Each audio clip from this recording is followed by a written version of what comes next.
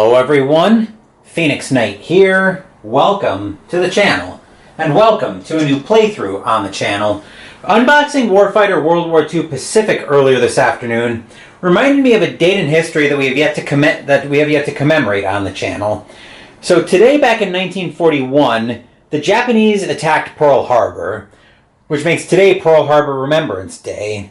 And in honor of that fact, we're going to pay our own little tributes to the men who were lost at Pearl Harbor as we play Silent Victory from Consim Press. This is a game in the Hunters series where you get dumped this time into an American sub going after the Japanese in the Pacific Ocean. So we'll be building up a career similar to what we do in the Hunters. With that, we can move over to the board and see that we've got our sub all set up.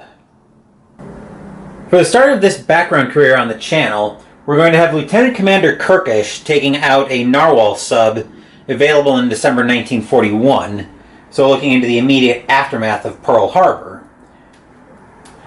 We've got the full loadout here. Everything had steam torpedoes for a loadout in December 1941. We'll tip the camera. Actually, do we need to tip the camera? I don't think we need to tip the camera. I think we just need to zoom out.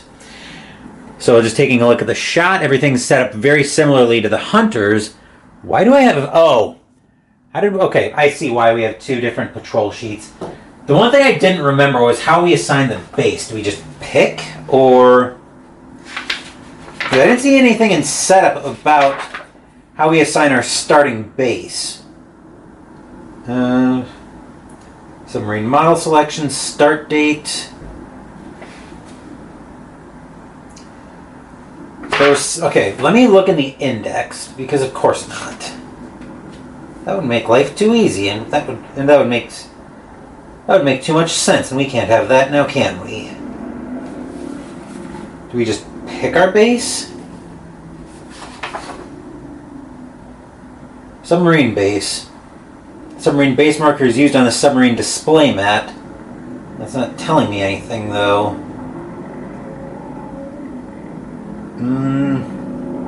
I think we just get to pick where we're based from the looks of it. It's sure not telling me anything about... It's sure not telling me anything about how we determine where we're based.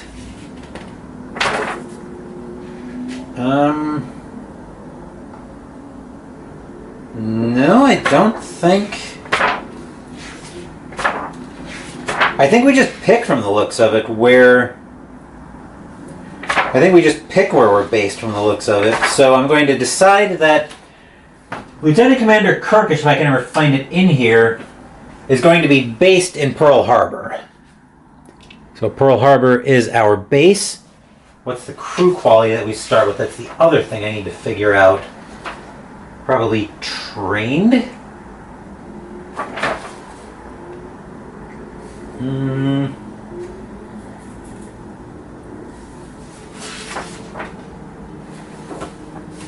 I wonder if it... Crew begins at trained. Okay, that's... So that at least makes sense. Crew begins at trained. I'm just having to finish up final details on setup here. And I expect this to be similar to the Hunters, where we'll be able to step in and out of this as background content and be able to control the length of the videos very nicely, depending on if I'm looking for a Wednesday video where I might want shorter patrols or where I might want longer patrols. Okay, that's random events. Oh, I think I see how we want to do this. So that'll be the encounter. So that's the encounter chart, and then that's got random events on it. I'm just doing some final setup here.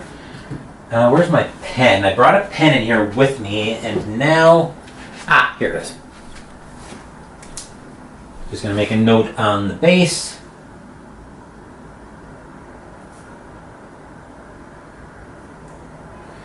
Okay, I think everything's all set up there. So with that, it's now December 1941, so let's jump right in.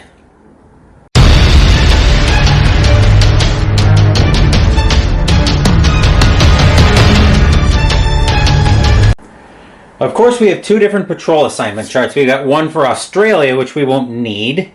And then we've also got one for Pearl Harbor based that we will need. That's got the random events on the back of it, so we're not worried about that at this point. With that, we'll grab the dice cup, and we'll see where our first patrol assignment is. As usual, we'll be rolling 2d6 and adding them together to get our first patrol assignment. So let's see where we're being sent first. Let's see where Kirkish is being sent first. He's being sent. That's an 11, so we're being sent out to the Marshals. I'm making some notes in the log off camera. So we've got our first, so I believe, here are my tweezers. So the Marshals is going to lead off with 2 transit boxes. So now we want the encounter chart, which I'll put right there. So we're starting off with transit. We want to see anything but a 2 here.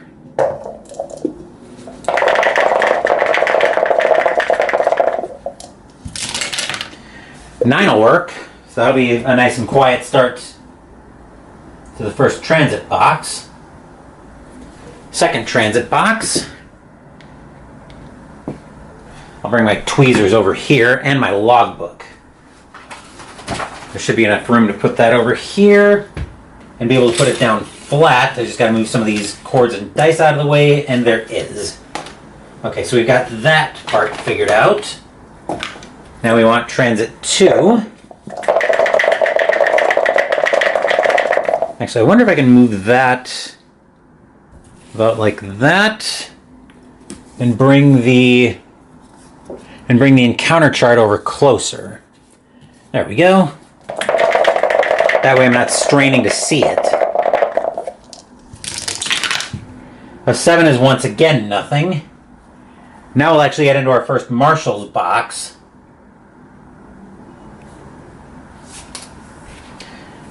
This one's in particular is noted for a mission. So if we were on a special mission, we'd roll here for the mission. But since we're not, this is just a regular patrol box. So now we're looking at the Marshals.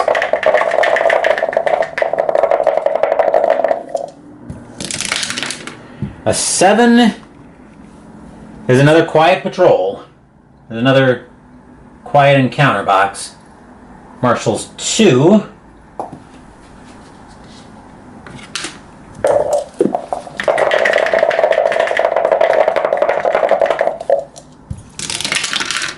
A 6 gives us 2 ships and an escort.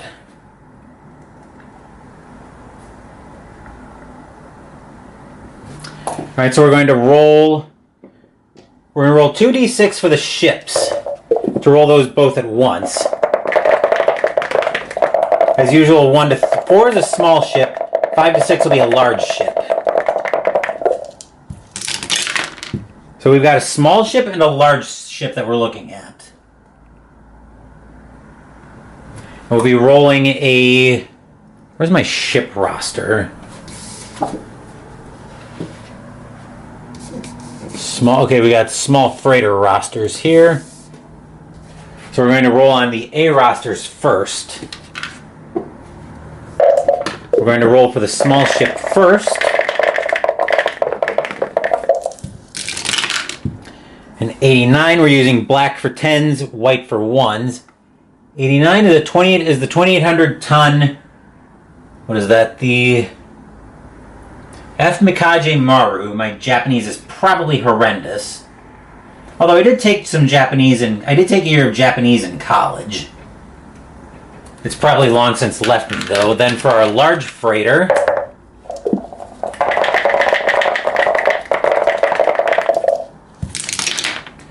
that's a large freighter 37, which means we're looking at the T. Kokuyo Maru at 10,000 tons. So now we have to decide that I had an encounter map, or I had a flow chart of how everything worked. Should be in here. Ah, here it is. So now that we've identified the ships Now we have to decide if we're going to abort the encounter or not. I wouldn't mind taking a shot at the Tikokoyu Maru, but we're going to be facing long odds, and I'll get more into that in a minute. You know what? I think we will take a shot at least at that one. So we need the combat mat and shot. Similar to the hunters, we need to figure out if it's day or night, and that'll be a d6 roll as usual. It is day. Now we have to decide if we want to try to switch to night. And I think we will. I'm trying to be more picky about what I go after. So I'm going to roll another d6 on a 1 to 4. It switches to night. 5 to 6, we lose the target. That's a 5, so we actually end up losing them. Which is rather unfortunate, but no help for that. So we can get the ship combat mat out of shot. We'll go ahead and roll for our next encounter box, and there's actually a ×2 box in here, so we have to roll twice in there.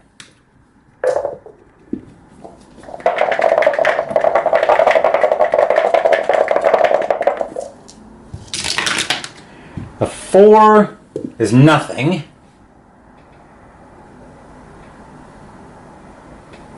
Marshall's 4, which involves the second roll in that box.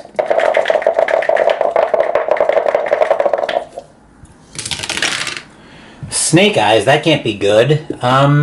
Actually, it's a capital ship.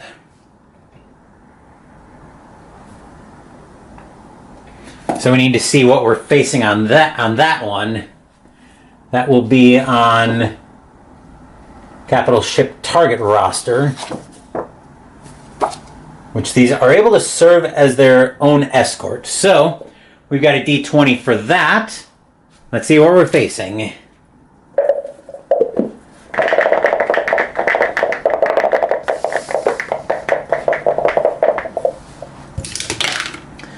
Number 4 says we're facing the CVE Shinyo at 21,000 tons.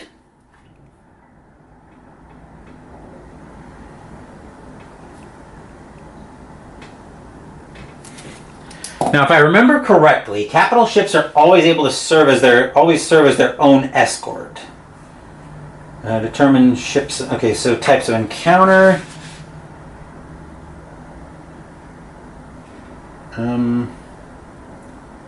These ships always have escorts.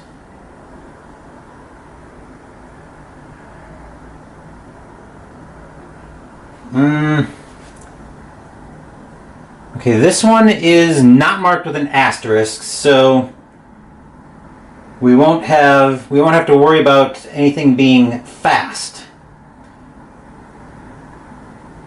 for purposes of chart modifiers. Right, so these always have an escort with them. So we'll grab I'll get everything set up, and we'll bring the sub-combat mat right back in shot. First thing we need to do is roll for the time of day. Somebody's car alarm's going off, apparently.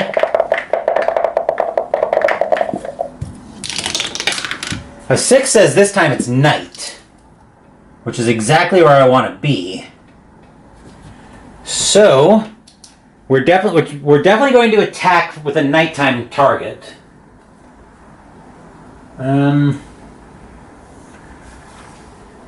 Okay, so we're going to choose surfaced.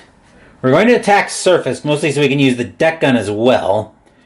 We're attacking from medium range. It is night. So now we get to determine what...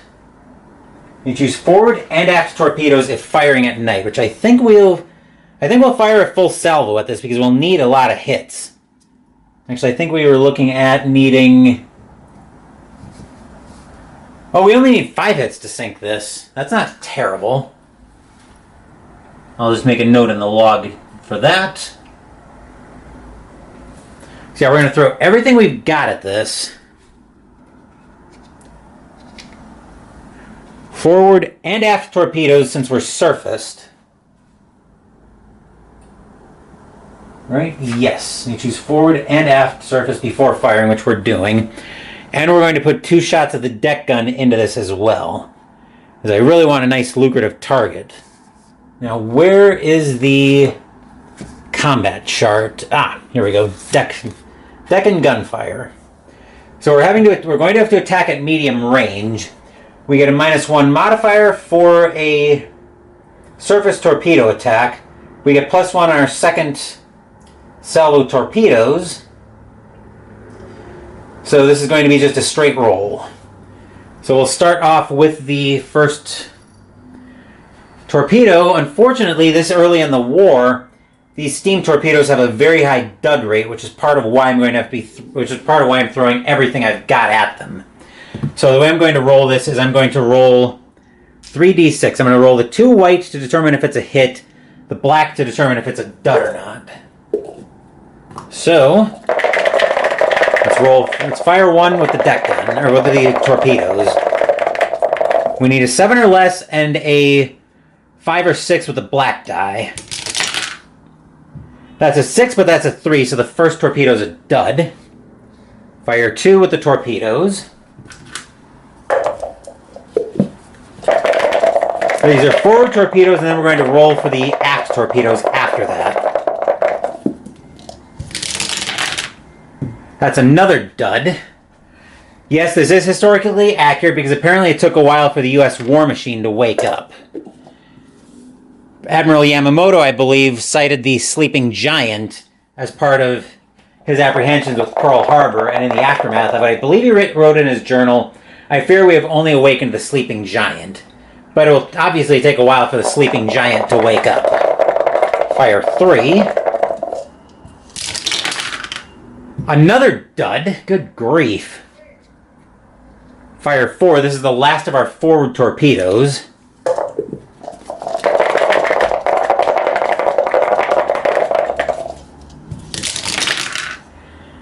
Another dud, and that one would have been a hit too. Now we're looking at the aft torpedoes. This time we have a +1 on... We're going to net +1 because we're using a surface attack. And we're using a surface attack, and actually this is just a straight roll. And the first one was net -1 because they were first torpedoes. So we are attacking night surfaced. This is a straight roll. So fire 5, which is the first of our aft torpedoes.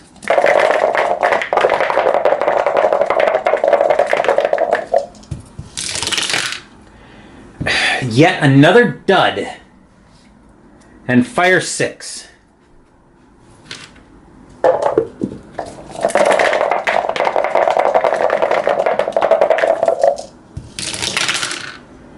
Okay, that one's actually a hit.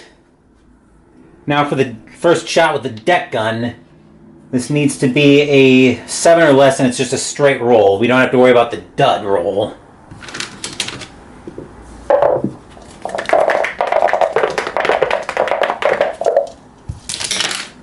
First shot with the deck gun's a hit. And the second one...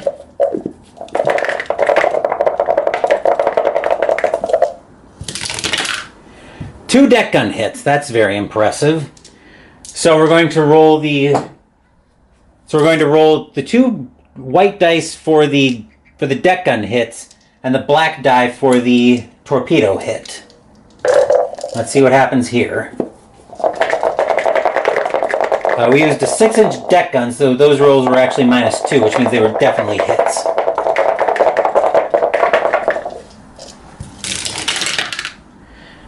That might actually have worked. So we needed... So with the deck gun, the 5 and the 3 are both good for 1 damage, and the 2 on the torpedo roll is good for 3 damage. So we've actually managed to sink the Shinyo. So we sunk that in 1 shot, even though it took everything we had. So I'll make a note on the log. Actually, I'm going to make a couple notes on the log. Alright, so we nailed that, but as usual, we need to see if we get away from... We need to see if we can get away from the... we need to see if we can get away from the convoy, or from the escort. So we can't exceed test depth because we We can't exceed test depth because we attacked surfaced. But we get to see if the escort does anything to us. We're having a...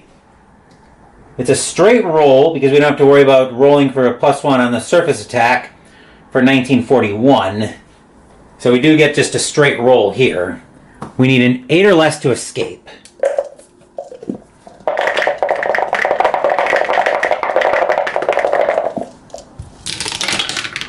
That's an 8, so we do escape.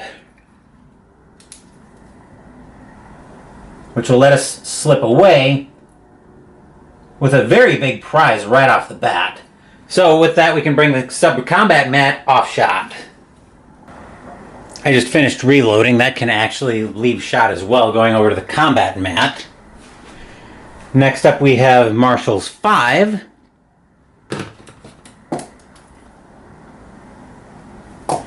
So we'll roll for that.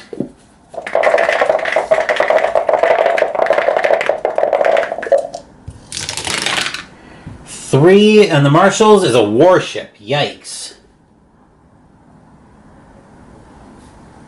Let's see what we're facing. We'll probably nope away from that pretty quick. T4, where's the warship?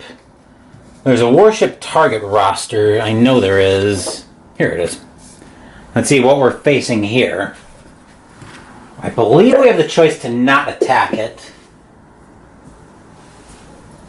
Is there a way to tell which is which? Oh, an asterisk is a sub.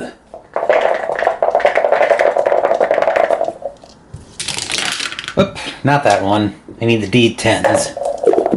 I need the D100, actually. 75 is a 900-ton FF Yaku.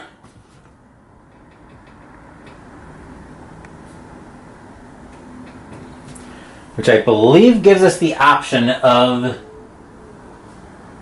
On sub, yep, I think we're just going to abort that encounter.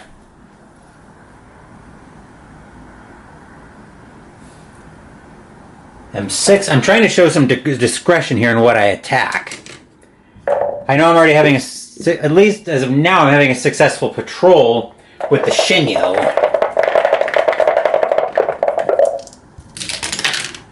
Oop, now I want the D6s back.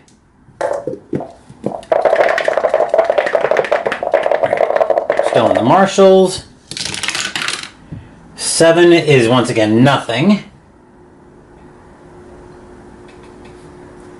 That should bring us into T1, or T3 I should say.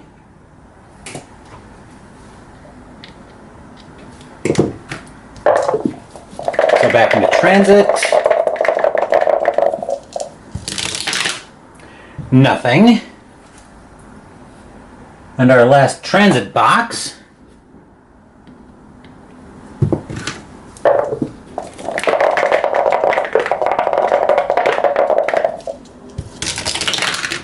is also nothing.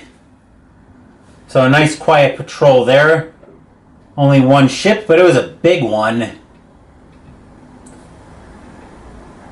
One ship, 21,000 tons sunk. A very nice patrol there. And just looking at everything here, I believe that's considered a successful patrol. As long as we sunk something. Successful patrol is defined as a patrol where at least one enemy ship is sunk. So yes, that was a successful patrol. We'll have a refit in January 1942. And I think we'll do at least one more patrol tonight where we'll go to February 1942 for Lieutenant Commander Kirkish.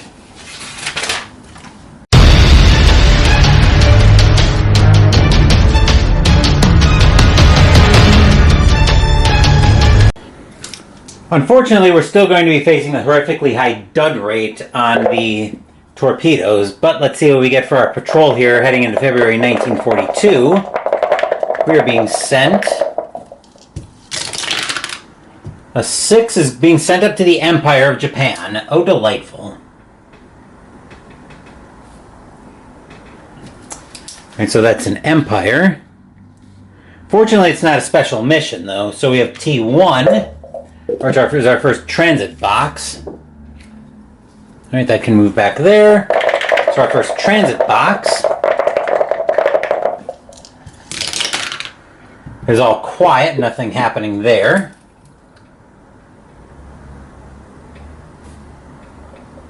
Transit 2. Once again, we want this to be quiet.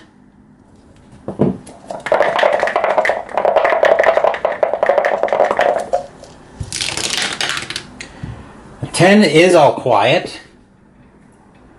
So now we're headed up to Empire 1. Fortunately, there's no mission fortunately, there's no mission here.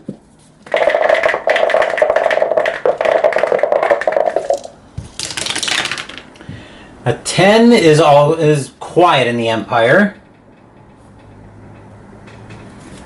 Empire 2.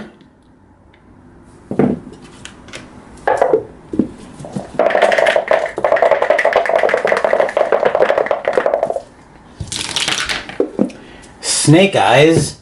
Yikes, is a minefield. That's not an encounter I've ever... So we have to roll on table A5 to see if a sub arrives, which we're obviously hoping for no. Now we need to find where table A5 is. Not that one. Not there, not there. Where is table A5?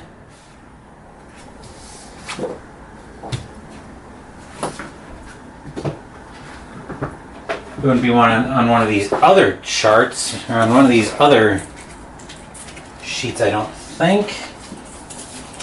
That's my off-channel log.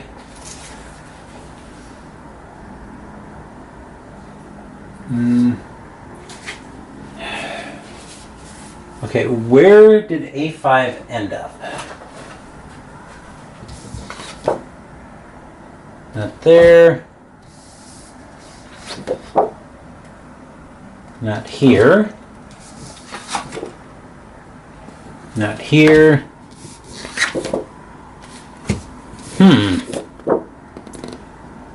A1, A2. Is there another sheet where that should be?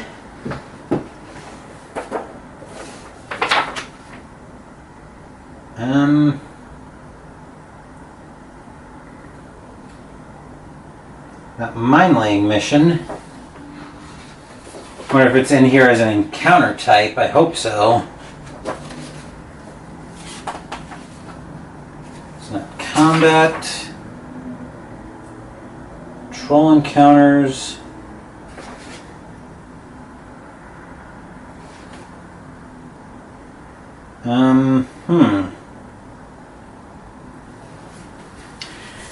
Oh!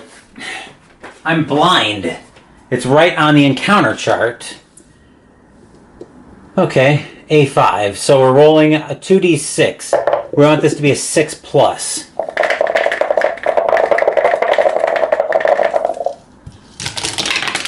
So of course it's a 4, and that did not take our career long at all. So we actually lost a sub to a mine. So ran into a mine,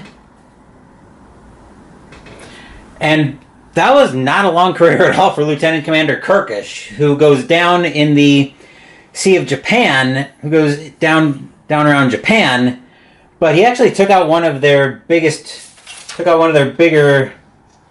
capital ships, took out the Shinyo at 26,000 tons. So a 2-patrol career ends very...